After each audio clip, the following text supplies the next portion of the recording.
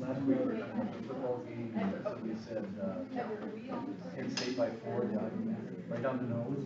How can you like, okay, how can you guys do that? Yeah, I'll go with the odds.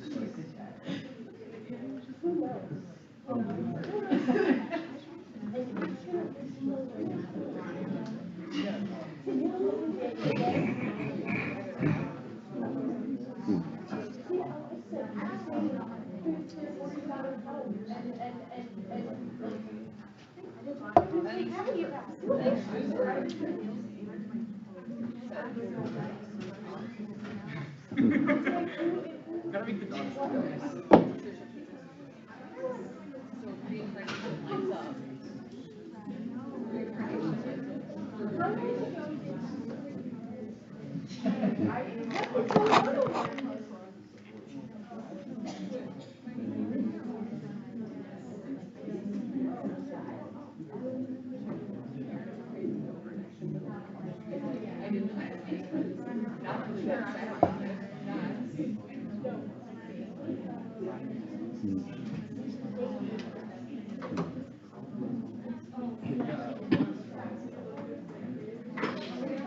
so you're gonna have a fun time.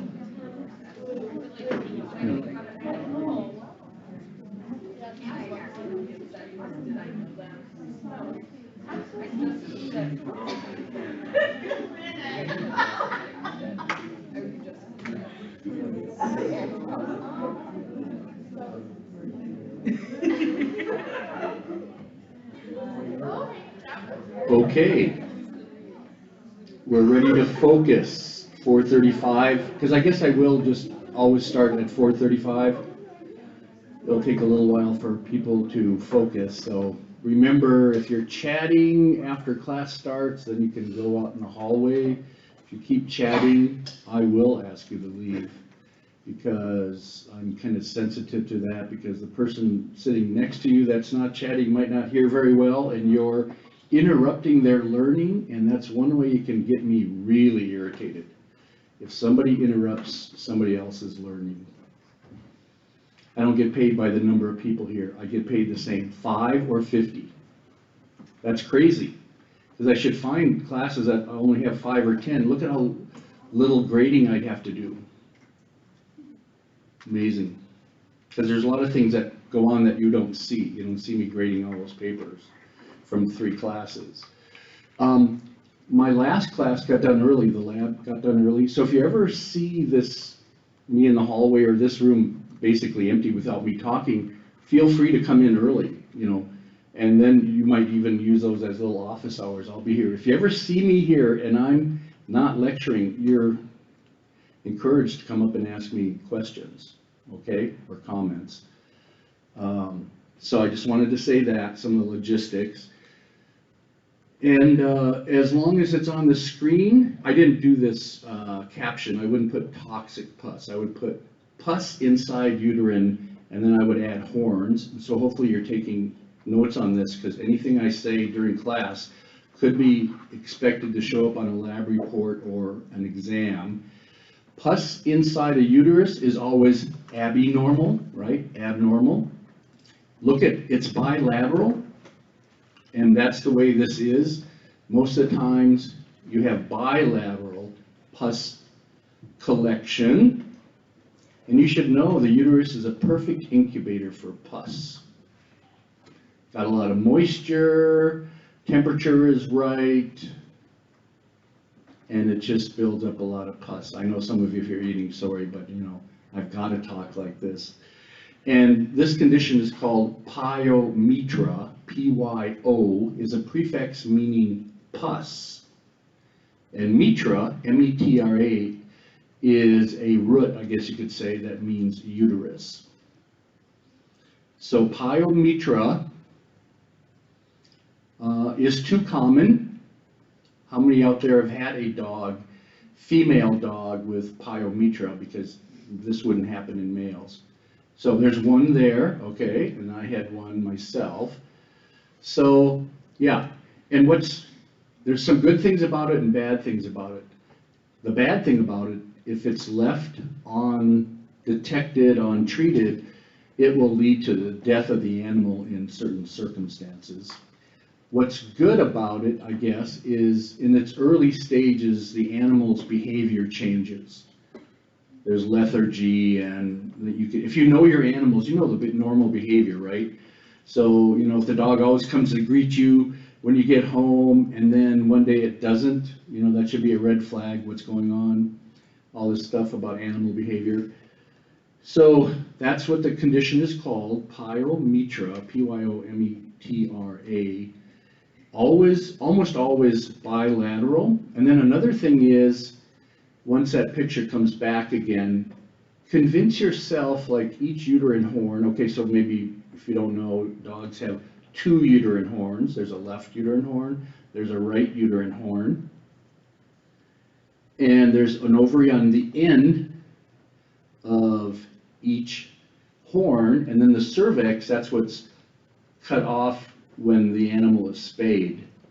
So yeah, good. Yeah, I got Kleenex up here. Anybody ever needs it? Come and get it. That's why I got it up here. Anyway, the cervix is cut, then the ovarian end is cut, and then you bring this out. And so perhaps this was scheduled as a spay job, and then they found out that the animal had pyometra. That happens sometimes. Or the animal was diagnosed with pyometra and they're going in to do this. You want to take that uterus out without cutting anything. You don't want any pus to go into the body cavity, abdominal cavity. If it gets big enough, it will rupture itself. So when you go in there, it's already ruptured, which is terrible. But I wanted, another thing to tell you is the difference, how to tell that's not a pregnancy. Because a pregnancy would also be enlarging the uterus. And although we're not dissecting any dogs, I have some local vets collecting spay and neuter tissue. And I've got my fingers crossed that we can get at least one dog uterus that was scheduled to be spayed, but they didn't know it was pregnant, but we'll see about that. We'll get some dog uteri.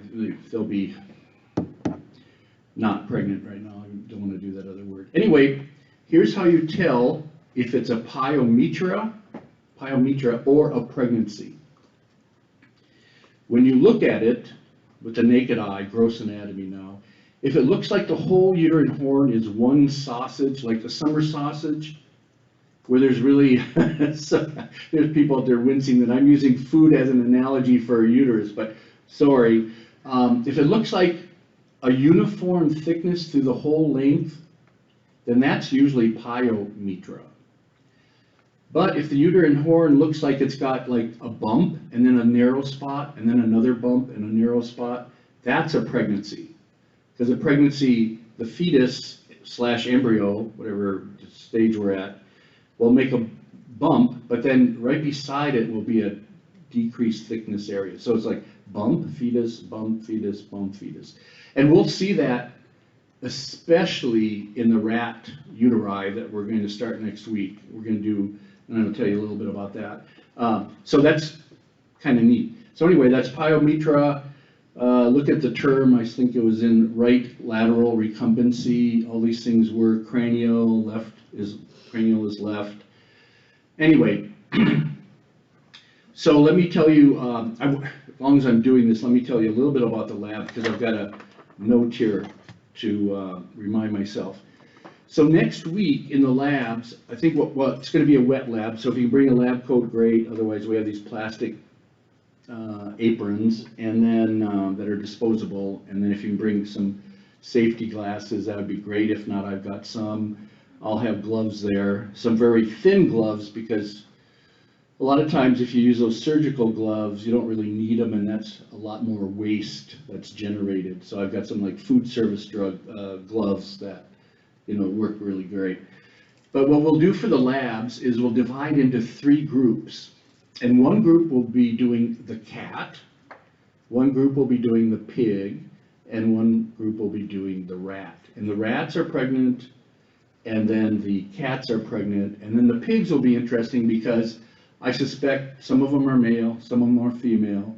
So if they're the female, somebody's got to do all the internal organs as a group, and then pick out things and weigh it and count, and we're going to make quite a collection of things. And I'll use the rat as an example. So when you cut up the rat, for the group, somebody will be weighing the lung, somebody will be weighing each kidney, and keep track of left and right.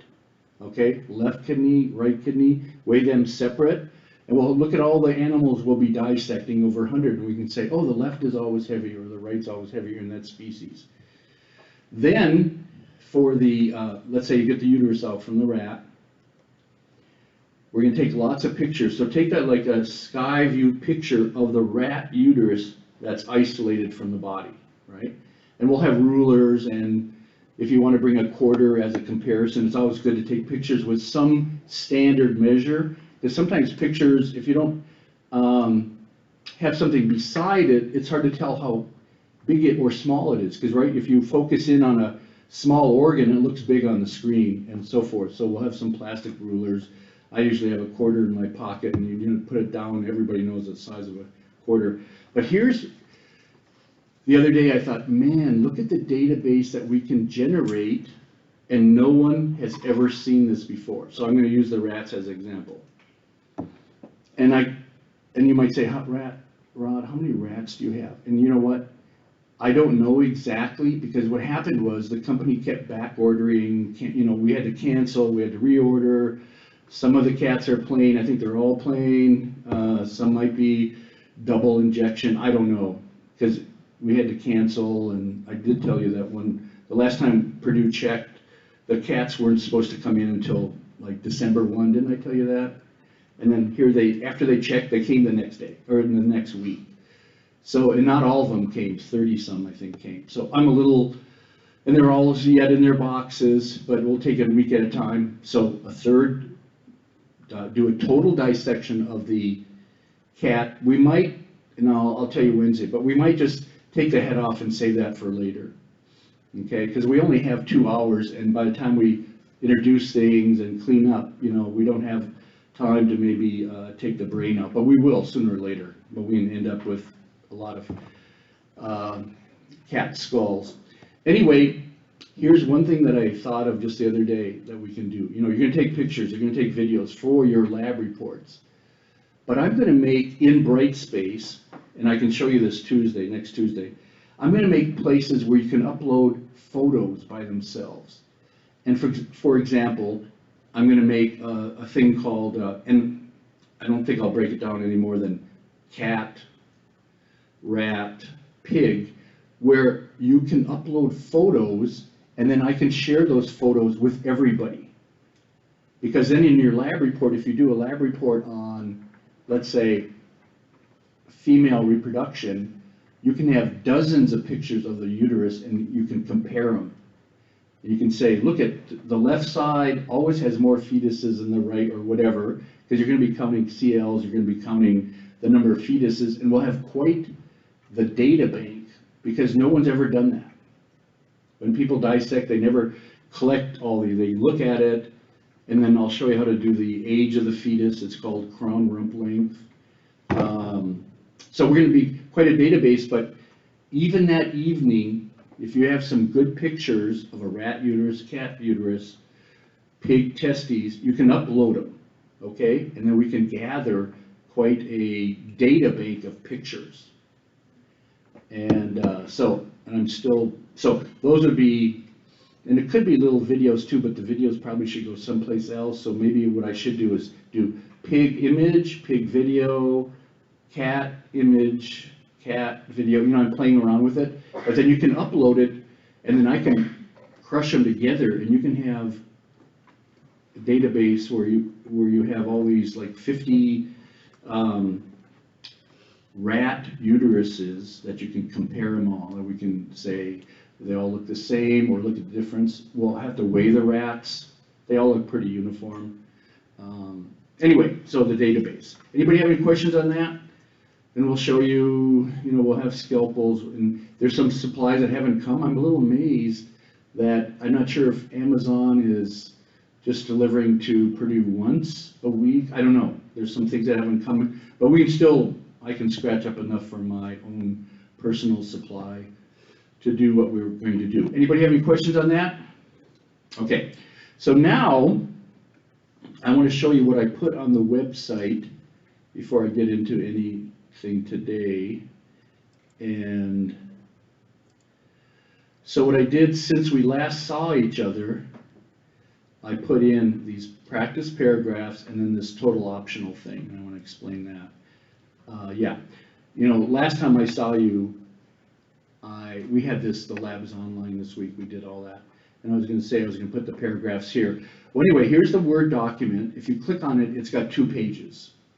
And it says create a paragraph on whatever the subject is, and then it lists between 10 and 12 items. I say items because there might be a number, it might be a prefix, it might be a word. I hate to say 10 words because, a number isn't a word, but anyway.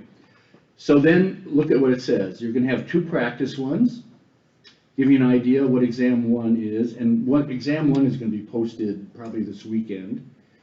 Please remember that E1 is a take-home exam, because I think some people are a little nervous. Like, I know Tuesday we went through a lot of things, and you should take copious notes what we do say, but then that article that was quite long, that's available to you, right? So be aware that you're not going to freak out and have to come here in 50 minutes and write those paragraphs. You're going to have a number of days, and it's all, it's a take-home. It's not going to be on a computer where if your eyes wander. But the thing is, you can study with whoever, but when you write your paragraph, don't write it with anybody, because then turn it in and says, sounds like I just saw this, right? We all have different ways to saying things. So then, after you create the 2 paragraphs, feel free to practice uploading them into Brightspace. So I made a column, an assignment, that says EO, exam number 0, and you can upload those 2 paragraphs, and I do say make the Word into a PDF, And you can see what the similarity score is. And you can practice uploading it again, because it's not like, there's no deadline on it, and it will accept multiple copies. Yes? So we upload our exams through Brightspace, and then it automatically runs it through Turnitin? Yeah, Okay. so when we get to the regular exams, but I'm saying you can practice with an exam that doesn't cost you anything. And the thing is, there is 2 points there, so if you do submit something, I'll look at it and assign 2 points. So think of it, there's 2 bonus points. But for the real exams, yes, you'll do exactly this. You'll get probably 5 paragraphs to do, bake them into a PDF file, and then upload them. And when you upload them, the program will automatically send it to a supercomputer someplace else that's called Turnitin. And so don't be surprised if you submit a paragraph and it doesn't come back with a similarity score right away.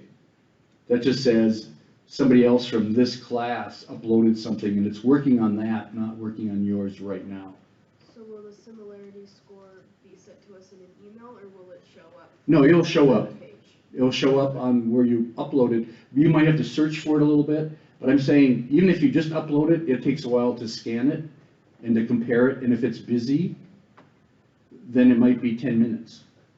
And that's why if you do the practice, you can see where the similarity score shows up.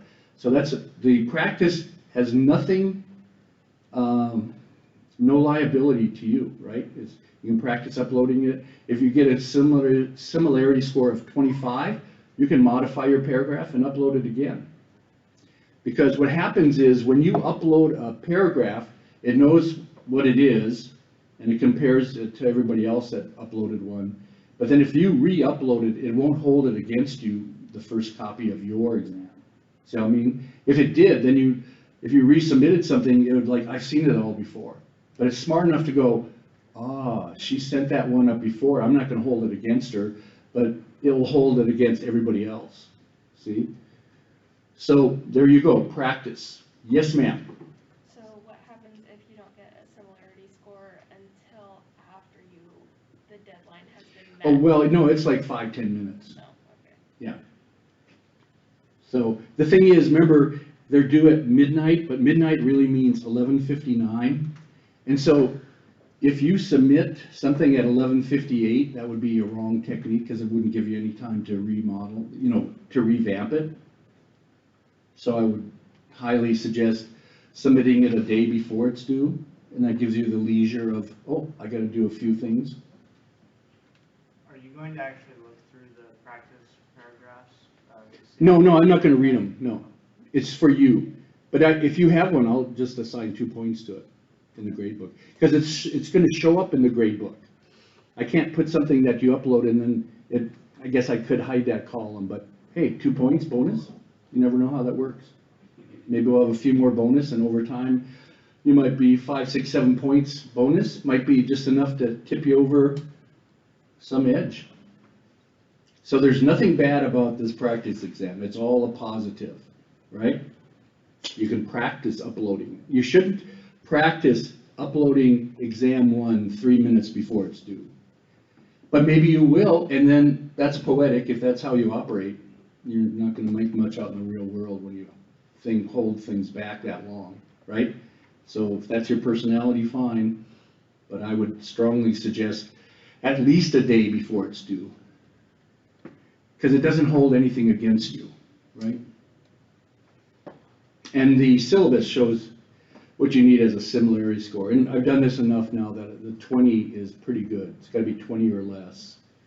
And people that get 25, 30, they'll go in and just tweak a few things and they get another score and it's acceptable.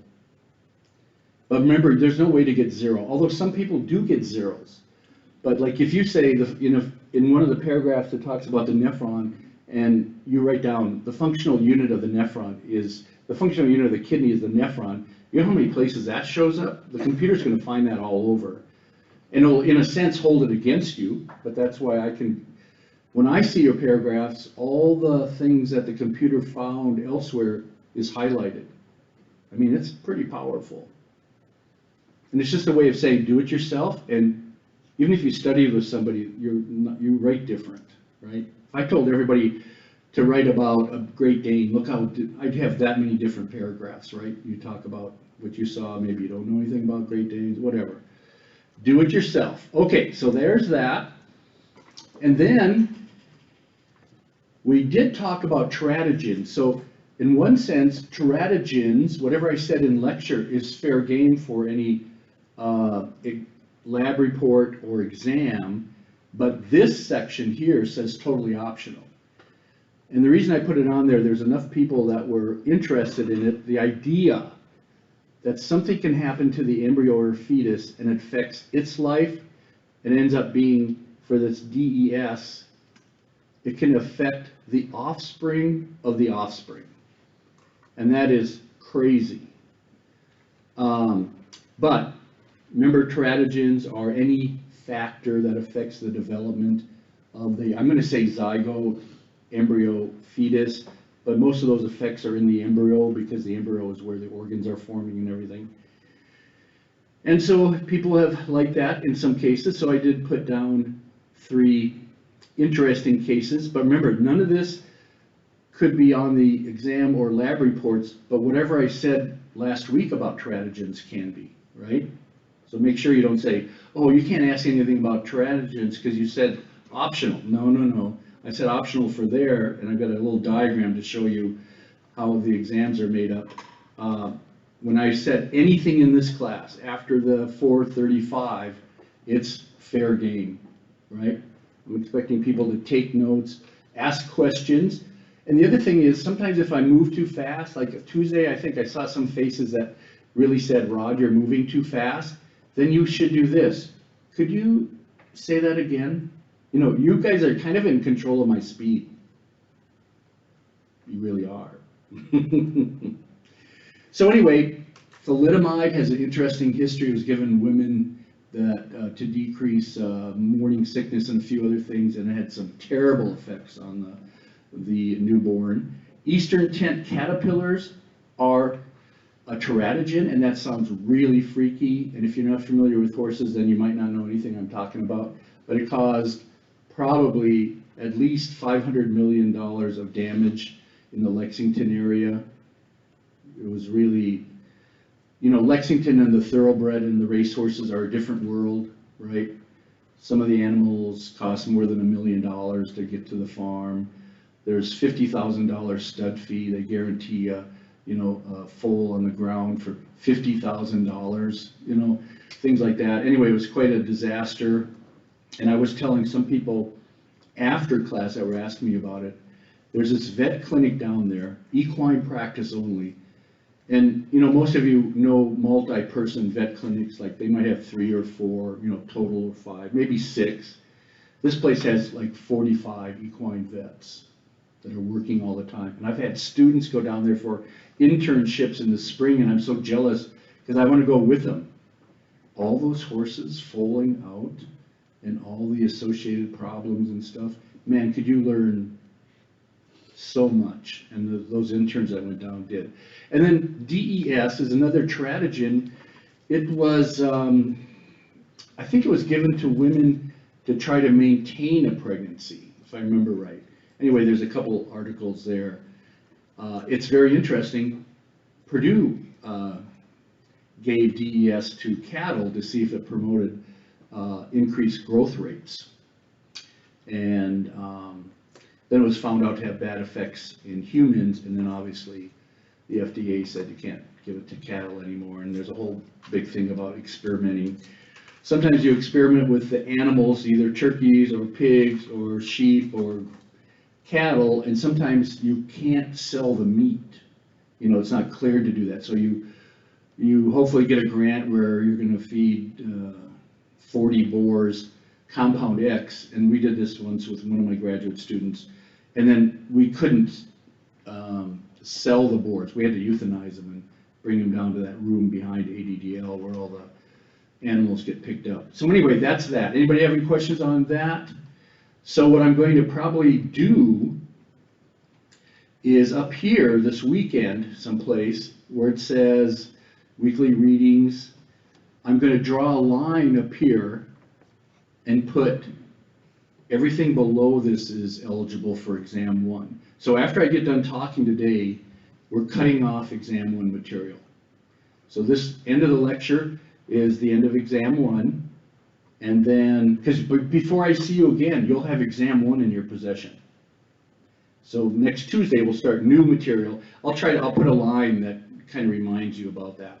And then what I will do is put a link someplace here that takes you to exam 1, right? A Word document that has, I'm debating 4 or 5 paragraphs. But it's a take home, you can study all you want, but write it by yourself. Okay, so now I want to show you a little Venn diagram on the document cam and explain where the material comes from to do your exams or do your lab reports. And I made a nice little Venn diagram here. And anyway, so we have information from 3 sources, or you do. The lecture notes, I've already given you stuff about pyometra, you know, all that stuff. Whatever I say from the start of class to the end of class. You might say, oh, that's not very important. Don't ever say that. It's all important, otherwise I wouldn't say it. So you have that, your lecture notes. I know some people rewrite them, all that kind of stuff. The more you manipulate them, the better. Then the website has readings and videos, so that's this stuff here, right? Dissection guides, do the cat, all that stuff. You should think of it as a not that, right? But this and this. So all that is eligible for our exam 1. And then whatever you learn in lab, like I did a show and tell, and every week I'm going to try to do a show and tell, but then you're going to also learn about things of the animals you're working with, the tissues. So then I encircled in red everything. So use for exams, use for lab reports, okay, everything that happens. Lab 2 will count for as exam 1, right? What's that? Lab 2 counts as part of exam 1? Yes. Now remember, we're not doing a lab report for lab 2, but yeah, so anything that's on the, let's see, the lab 2 was, yeah, those dissection guides, yeah. If you listen to it once, they might talk about something, but yeah, I mean, anything that's in from lab 2 or lab 1 could be on the exam, or could help you write a better exam, let's put it that way, right? Okay, other questions about that? Okay, so then I've got another diagram to talk about what we did Tuesday and how to maybe break it into something more doable. Because if you remember that article I was going through, and that's in your possession, I was kind of looking for hormones and where they went and what they did, right? So sometimes pictures are better. I'm a picture learner, so I like to draw things. So here's what I would suggest to draw about the kidney. Because obviously if you look at what's the exam going to be on, paragraphs, well, it's going to be about blood, hormones, kidney, not that, and maybe, you know, vasopressin. This is all basically the kidney and then adrenal gland, right? That's right beside it. So here's what I did for summarizing, not totally, but what I would suggest you could do. I drew a kidney, and then what I did is anything that comes from away from the kidney and affects the kidney, I did this arrow right here. So I have an arrow leading to the kidney, and that was that's vasopressin. I could also write vasopressin down there, or ADH. And I'm going to talk a little bit about where that comes from, because some people are confused when I say vasopressin is released by the posterior pituitary, but it's not made there. There's a little confusion about that.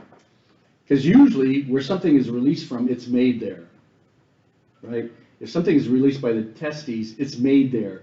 But when you talk about that base of the brain, it gets a little confusing. So that's my next thing to explain. But then what I did is I said, okay, ADH comes from someplace else. You could even actually say, right? You could say posterior pituitary. And it goes to the kidney, and then what's the kidney do? Decrease urine production. Now you could also write over here, diuretic. Some animals are prescribed diuretics. That goes to the kidney and says, make more urine. See how you could fill this whole thing up by that article? And then if the kidney makes something and sends it elsewhere, that's my arrow out.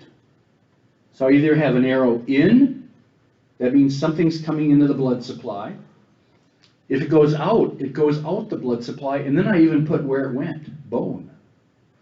Because there's this hormone called erythropoietin, it's someplace in the reading, and that's not my job to point out where it's at. But anyway, when the kidney senses not enough oxygen, then it sends this hormone out into the blood, and it goes to bone marrow, and it tells the bone marrow, make more red blood cells. Because if you have more red blood cells in your blood, you're going to pick up more oxygen when that blood goes through the lungs, which we haven't really talked about yet. But here's a little sidebar. When you breathe oxygen in, as we're doing now, does anybody know in like a box of air, a cube of air up here, what percent of the interior of the box is oxygen? That's basically like saying, what are we breathing in here? You know, what is the percent of oxygen in this room? Anybody know? And sometime I've got a monitor I could put up here and it'll have a reading. But what's really weird is that it's well less than half of the air is oxygen. It's hard to figure out, but it's 21%. So 21% of the air is oxygen. It's like, what in the world is everything else? And you might say carbon dioxide. No, carbon dioxide is fragment. And I monitor, I should do that. When we do the lungs, I'll bring those here. I've got a monitor for carbon dioxide. And you can see it. Carbon dioxide is a very minor part. The biggest part is nitrogen. Nitrogen, 78% of what we're breathing is nitrogen, but it doesn't interact with the body. So not much happens with nitrogen. But 21% oxygen, that seems low. And lo and behold, if you're ever working someplace where it's like 18%, you're going to have cognitive effects of low oxygen, just from 21 to like 18, 17. And the EPA monitors this, and they'll tell you, if you're working in some factory and the oxygen is this, you can't work that more than X number of hours a day, so forth and so on. It's monitored. It's 21%. I think the monitor I have, like at our house, reads 20.9. Okay, that's pretty good. And I'm not sure if I've taken it outside. It'll be the same, but I haven't, these detectors, you can test it out and see where it's going. Anyway, that's what I would do with the kidney. There's other things, right? And if it comes into the kidney from elsewhere, that's what this means. If it leaves the kidney, if it's made in the kidney and leaves and goes elsewhere. And it is kind of nice. I show where it goes, and then you can show where it comes. And that's how you often draw the pituitary gland, and it's actually the posterior pituitary. So I could go. And you don't have to, you only need to write down as much as you need. You're not publishing this, you're not trying to teach somebody that doesn't know what PP is. If you know that's posterior pituitary, then just do PP, but it reminds you. Then when you study this, you say it out loud. The posterior pituitary releases ADH, also called vasopressin, and I could do that in a parentheses. And one of its, here's the kicker, when a hormone goes someplace and locks into a receptor, that tissue is called a target tissue. So don't be surprised if one of the paragraphs has target in it. And you should think of, oh, target? That doesn't mean a bullseye. Target means the target tissue for the hormone. It doesn't know it's going there, but when it gets there in the blood supply, there's a receptor for it and it will lock in, right? Remember, all these hormones that are like this hormone made by the kidney, it goes all over. It gets drained into the renal vein, gets back to the heart, goes through the lungs, some of it. Yeah, that's very interesting. Anybody have a question on that? Because that's visually what I would do, right? And you could do this with any organ.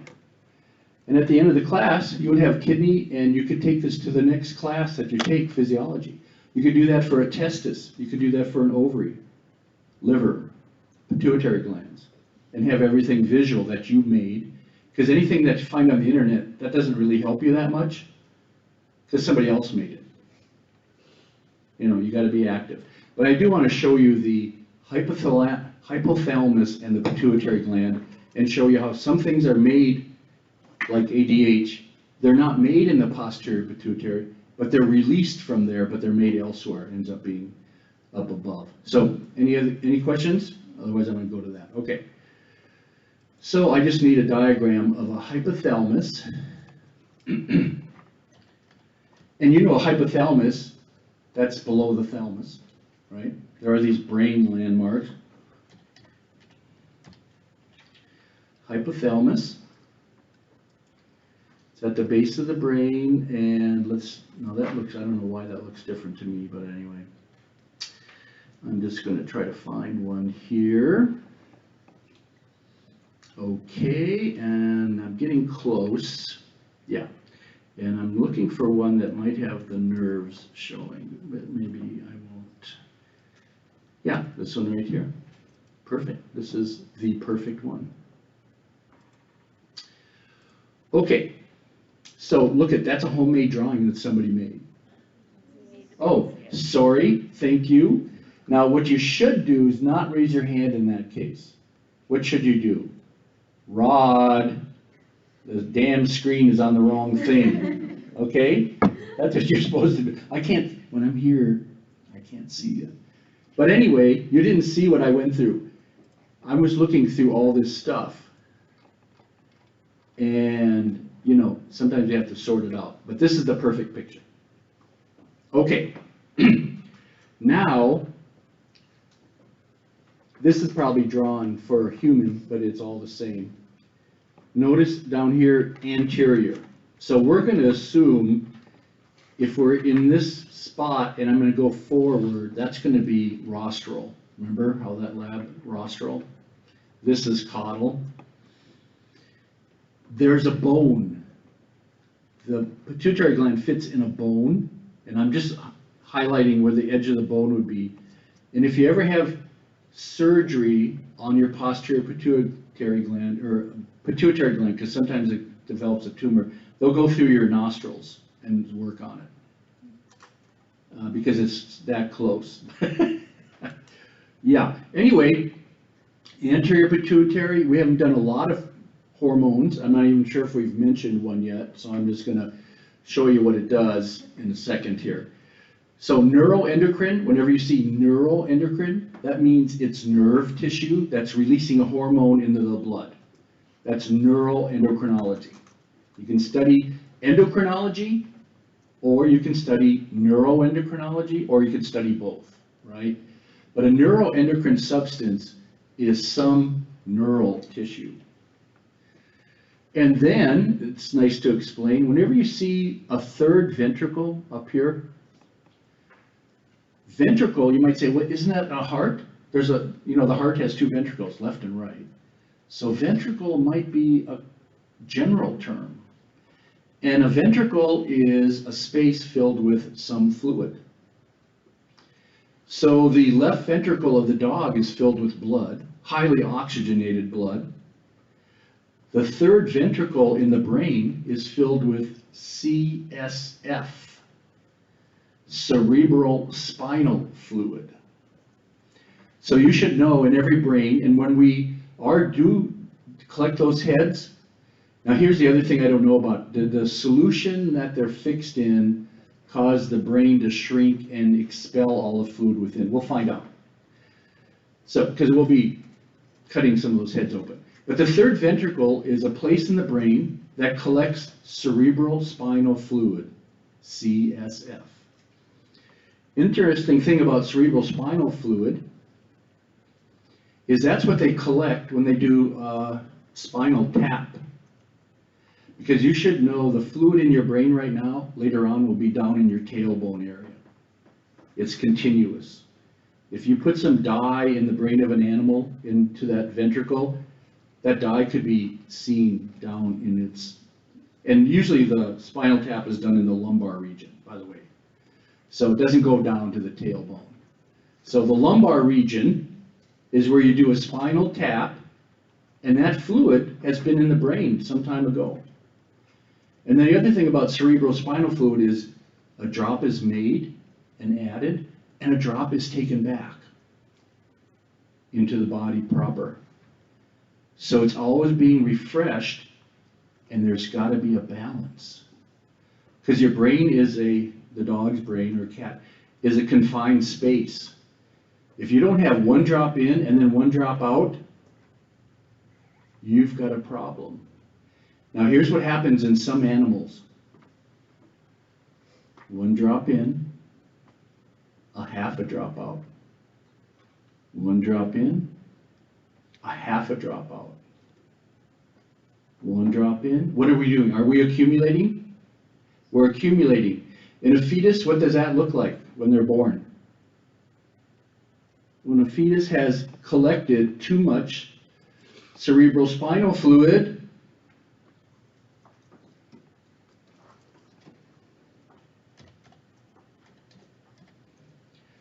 hydrocephalus, water on the brain. Got some crazy pictures. So what happened was, do you notice that the input was the same? Notice I always used one. One in, one out, that's normal. One in, half out. So animals or people that develop hydrocephalus, they didn't make too much CSF, they removed too little. See the distinction there? They accumulated too much because not enough was being removed. And there's certain areas in the brain that are known to collect this fluid and put it back into the blood. So those areas that collect cerebrospinal fluid to pull it out of the brain are somewhat defective.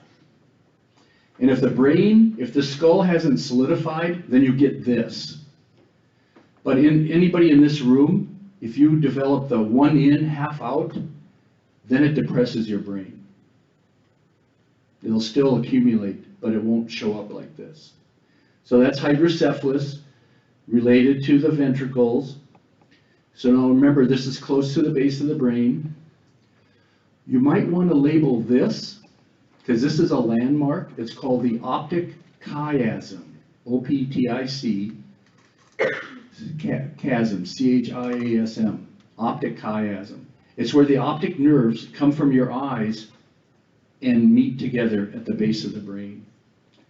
And during brain surgery or dissection, and we'll see this, let's say in the cat, the bigger the head, the better, you'll be able to see the optic chiasm. And then caudal to that is the hypothalamus. Because in this brain, it's all white, right?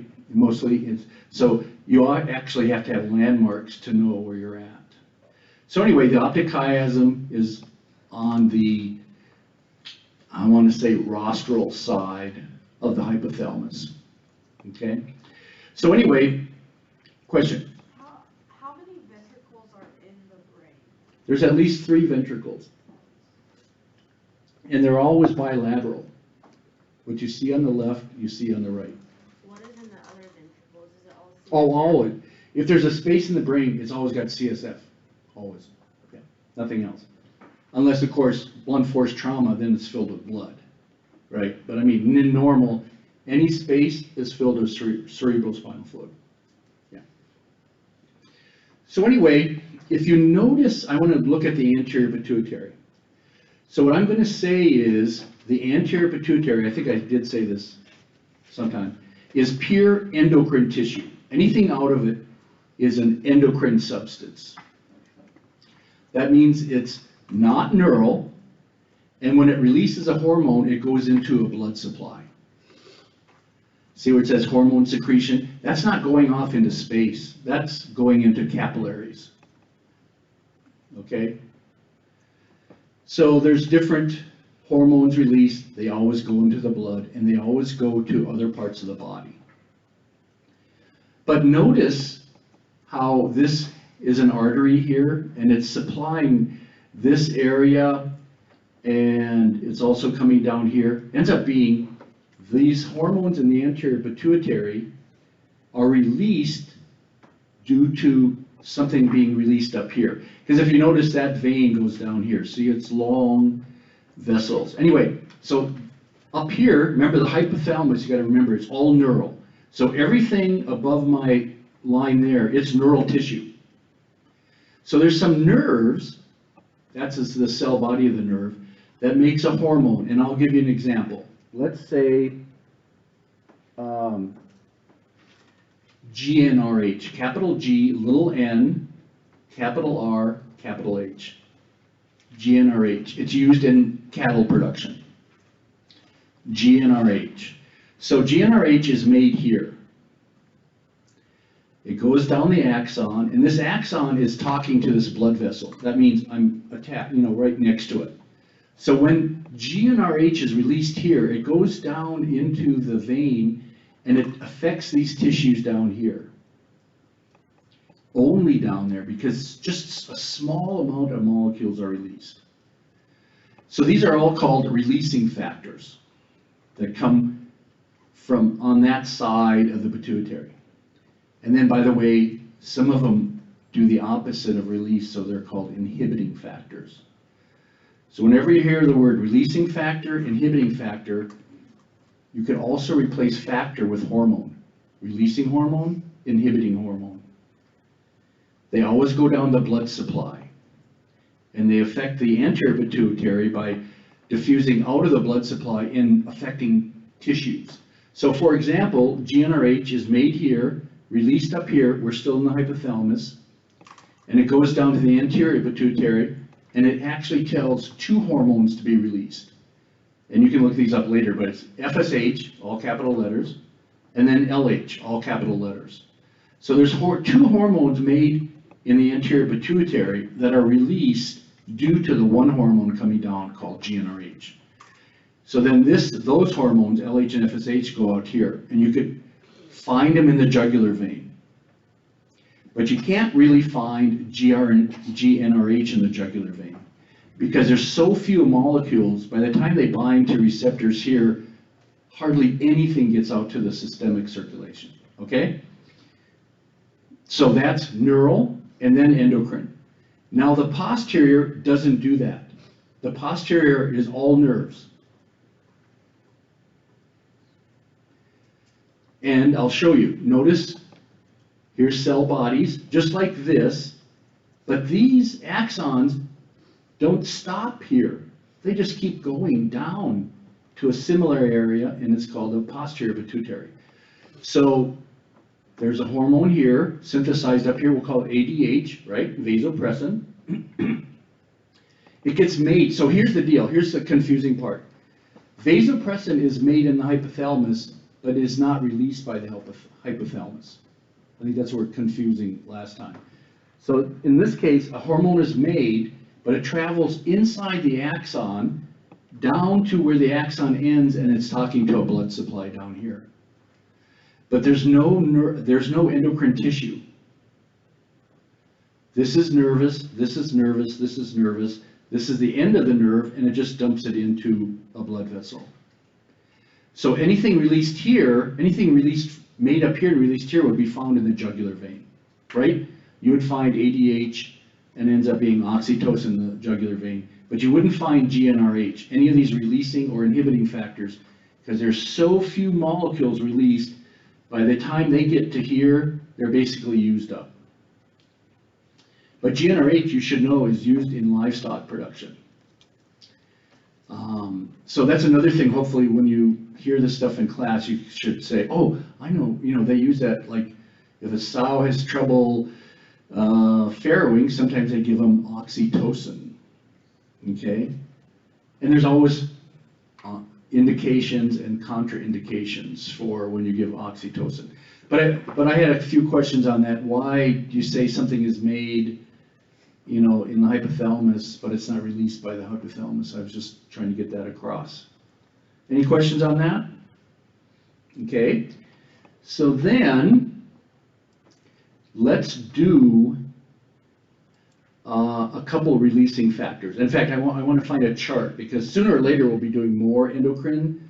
But this semester I'm trying to mix endocrine into a lot of things so we don't get blasted with it at one time. So hypothalamus, and then what I'm going to do is hormones chart. Because a lot of people have made these charts and they've made these diagrams, and you should know that they exist. And most of the stuff is referring to humans, but luckily a human is a mammal, and it applies to everybody. Let's see if I can get one. So I'm just going to show this as an example. Okay. Because here's the other thing you might want to do. You might want to make your own chart. And maybe I'll get back to that when I do like EPO. Now, see how this person called the hypothalamus an endocrine gland? And I mean, that's not technically right? It's a neuroendocrine gland, but I know why they wanted one name for that column, so I can see why they do that. But you got the hypothalamus, but look how much it releases. 1, 2, 3, 4, 5, at least 5 hormones. And those are all releasing factors that have something to do with the anterior pituitary. So look at growth hormone, releasing hormone. Well, we've all heard of growth hormone, but the hypothalamus makes growth hormone releasing hormone, and then what does it say here? Increases the release of GH from the anterior pituitary. Yeah, so that's not a bad chart, and I'll show you another chart that you can make too, because remember, the more things you write down. But then here, anterior pituitary, growth hormone, what does it do? It increases growth in most tissues, it says. And no, some of you may not know, but growth hormone is given to dairy cattle to increase milk production. Okay? And I might show that too a little bit, because since we're talking about it. But so some of these things have applications to animal production, some do not. Anyway, so that's a nice little figure. Look at posterior pituitary, just 2 hormones, ADH, which is also called vasopressin, and then oxytocin. And then the nice thing about this is it talks about the function, the main function of the tissue. Okay, increases the retention of water by the kidneys. That's the same as my chart saying decreases urine production, right? If you increase the retention of water by the kidney, that means you're going to make less urine. And then down here, oxytocin increases the contraction of the uterus during birth, that's true. And then it also promotes the release of breast milk. And I think I did say milk letdown, didn't I? Letdown is a hyphenated word. That's a better thing than saying, well, it does cause a release of milk from the sacs in the mammary gland, but it does cause what's called milk letdown. And I talked about the cow coming into the parlor. Yeah, okay. So let me find another hormone chart. And I'm just trying to say, for the whole semester, what could you do?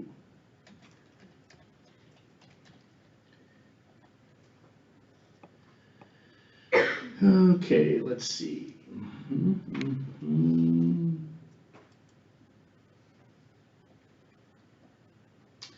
Yeah, anyway, let's see. I might not find a chart that I like.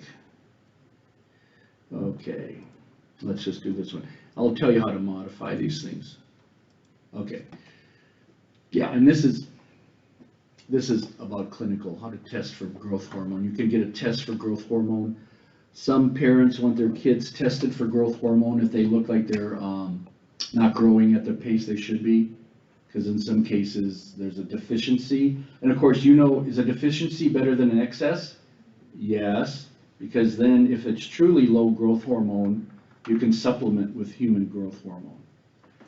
If it's got too much, that's terrible, because then you get a giant person. You've seen pictures of somebody that's 8.5 feet tall, and nothing forms quite right in those individuals. So here's what I'll do. I'm just going to go to Word and show you some columns that I would suggest. I'm just gonna write them. Okay. So the first thing you can write down is hormone. And you're gonna write, you know, the straight, and I guess you could accumulate that. Whatever we've done now, you could do that and have a chart for this in your notes. Hormone, tissue. And what I don't want to say target tissue. I want to say, what tissue is making this? Made by tissue. So you know what I'm talking about. You can make columns. So I want to name a hormone, like GnRH, made by, now see, this is tricky because you want to say where it's, well, it's going to be all made in GnRH in case it's a releasing hormone. So it's hypothalamus, made by the hypothalamus. Then you come over, where am I at? No, sorry. And then you use the word target tissue. And when you say target, that's like saying, where does that hormone go to? Okay? And so let me do the columns and I'll come back and do GnRH and maybe EPO or something. Okay, so that's the target tissue. And then you want to put down response of TT. TT is target tissue. Okay? And I'm going to add one more column here for you people that really, oops, sorry, really want to learn this. You might want to add something about its chemistry. And what I'm saying is basically, remember how we've talked about steroids, proteins, and we did fatty acids, the prostaglandins. So let's do something here. Let me do ADH, okay? And this would be a good way to summarize, and as you go through the semester, you could come and add hormones here. So the hormone, ADH, it's a, you could say neuropeptide, sorry, I'm gonna,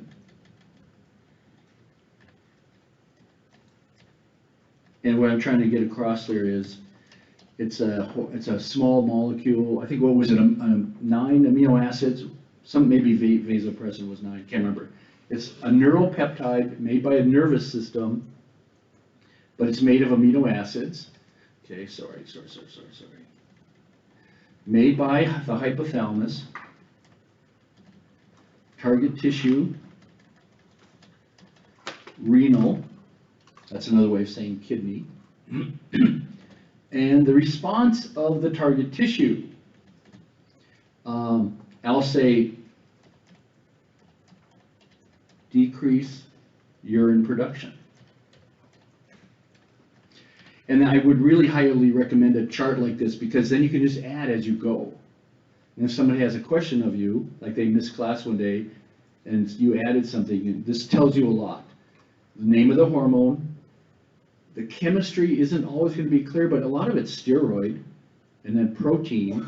And when you say peptide, that just means a very small peptide. Made by who? Target tissue, where does it go? Respond to the target tissue. So that's very informative. Let's do, the other day we did PGF2 alpha, right? Didn't we talk about PGF2 alpha? Yeah, okay, so let's do that.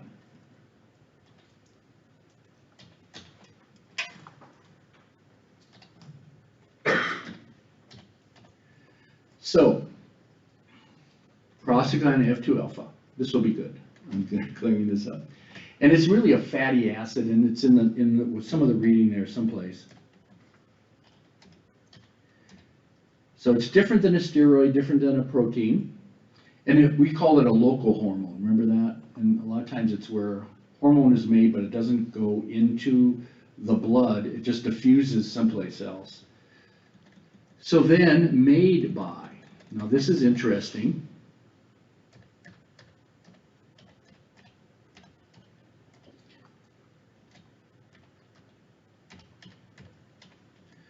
Maybe taking up too much space, but that's okay. Okay, I'm going to say made by the non-gravid bovine uterus, and I'll tell you what that is. I'm sorry, what am I doing? I'm just trying to get more columns. Okay, so the non-gravid means not pregnant. Bovine uterus.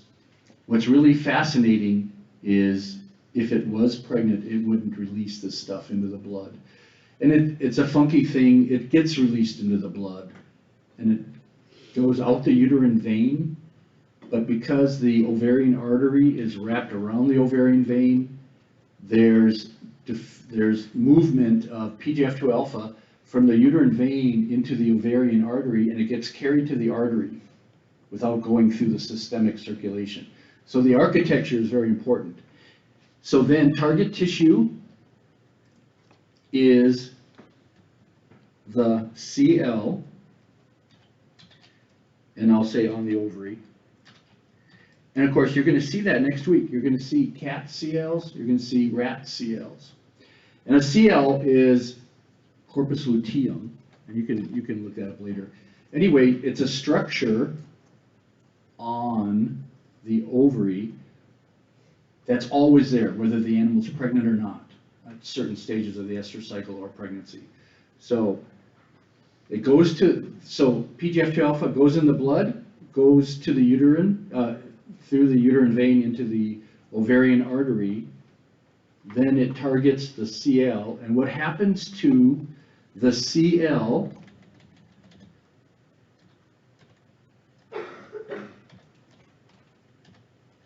luteolysis. And this would be another neat chart to add, because if you get stuck, then you ask your neighbor, you ask me, you know, right? You just, and remember, it's like learning is you jump into it. You don't just listen to somebody talk, you don't like just highlight, paint PowerPoint slides or something. You know, you do this. So what I'm saying is there's this compound hormone called PGF2 alpha. I could bring a bottle of it. It's a fatty acid in chemical nature. It's made in different places, but my example is a non-gravid bovine uterus. It goes to the ovary through a special circulation mechanism, and it causes luteolysis, and then you can inject this into a cow, or she does it herself. She'll come into heat every 21 days, but if you want her to come into heat every 18 days or 15, you can give her a shot, and she'll come into heat 2 to 3 days later. It's fascinating, and you might say, well, are the follicles ready? Ends up being yes. There's always follicles ready to grow. It's a fascinating thing. It's called follicular waves. The ovary is undergoing waves, whether you know it or not. Okay, questions? That'd be a very good table to make because you could accumulate it, and when you go to your next physiology class, you take the table with you. And then you cement it, because a lot of these things can be used on when we're older. That's my story, and I'm sticking to it. Of course, I'm always available for questions and tips after class. I should have a piano bar up here. And they have a tip jar. Yeah, right. Anyway, so you'll see the test practice on the EO. Next week we have a wet lab. Don't be queasy if we cut off the head of the cat and save it till the next time. We just have to do it. We have to get our hands wet. Hi, I've got a question for you. So I wasn't in class Tuesday because I was getting a COVID test. Okay. Just a couple clarifying things on the lab report before I start on it. Okay. So what I read through the guidelines for the Rob show and learn or show and tell. Would that be like talking about the different ways that the color-coded veins can be like? Yeah, did you, were we in the lab? Yeah, you could actually put a picture of that label or a picture of the cat in there and say that, gee, you can get them plain or single injection, double injection, because then sometime later somebody might read your report and go, oh man, I didn't know that. And, you know, although they're very expensive, because I think those cats are costing me $150 each by the time we pay for freight. But I can cut the head off. You guys can cut the head off and save it till, you know, a week later, which you can't do that with fresh tissue, and it's hard to do with formalin because you have to dump it back in the formalin. So we're going to get our money's worth. We really are. Yeah. Okay, and Okay. then was there like a page maximum minimum? No, I didn't, set? no. Okay, Just, show us what you got, okay. basically. And we can use our own photos of animals and stuff. Oh, in 'em, right? absolutely. I would, Okay. yeah, you're not confined to what we do in class. Okay. In fact, I would suggest people look elsewhere. Okay. Find some great ones. Thank you. Okay. I just have one question about the lab. The section that show and tell, I'm a little confused. Like, will it be like, for example, like the cats that we saw? Oh, you're talking about that, like my demonstration? Yeah. Okay, well, we did the cats. I had the cat out because I took it out of the box, just to show you that they're coming up and how they come and how they're labeled. But I'm gonna like sometime bring a horse kidney, human uterus, and I'll just briefly talk about it, but then it'll be there for the next 2 hours that people can walk by when they have a little, if they get done early or when they're walking around looking at other things, they can come by and look at it. Oh, okay. So that's basically what you mean for sure. Yeah, that's for that lab report. Okay. Yeah. So it will be kind of like putting the pictures or more. or Yeah, less? you can put a picture in your lab report, yeah. Okay. And in fact, it'd be good to practice pictures and how they get cemented in a PDF file and then upload them. Perfect. Thank you. Okay, mine actually had to do with the kind of pick your own, what you would like to write on section of Oh, the yeah, lab yeah, report. yeah. I know it's supposed to be on anatomical planes, Right. but are we allowed to do, something about the section of the spinal, like the spinal Sure, cord? you can just say, I wanna explain more about the spinal column or And something. then just use anatomical terms throughout that? Yeah. Okay, perfect. Yeah. And see, now today, you can add that when you do a spinal tap, you can say it's in the lumbar section, which we just talked about. You know what I mean? See how you're bundling it all up together? Yeah. Okay, For lab, do we have to have lab coats, or like if I have like old scrubs that I don't care if they get dirty? well, no, yeah, you could do that, and then so if somebody doesn't have a lab coat, which I understand, I wouldn't go out and buy one. I've bought these food service aprons that they they cover your front, and they may not be like a lab coat in the back, but you're not gonna, need that in the back. So I've got some things. I don't want anybody to buy a $30 lab coat. It's Yeah. not worth that. So I've got Yeah. these cheap things that are thrown away. I already had to buy one, and I Okay. didn't even use it for the class. Oh, didn't you? No. Now that's frustrating. I've never used it actually. This will be the Really? first class. Okay. So, No, it's just nice, because sometimes unexpected, maybe there's something on the edge of the table and you don't realize it. It's good to have something over yourself. so now does it have to be something like this, or can we do Oh, like I would safety say glasses? I would say safety glasses, Okay. not so much goggles. I wanted to yeah. make sure on that. Yeah, because it I just, hate wearing these things. yeah, no. In a chemistry lab, those are good, because Yeah. a lot of times you're doing pure chemicals, and that's gonna do more damage to your eye than like some body fluid, right? Which, But, I mean, I definitely understand why we have to wear them, Yeah. but I hate wearing them. yeah, because no. my And I've eyes got fog some, up. I've got some that have that little part that goes here too, like a little bit, Yeah. but it's not a goggle. Yeah, and, we'll take it slow, we'll see what people have come up with, what they bring. Yeah. And then something I did want to talk to you about.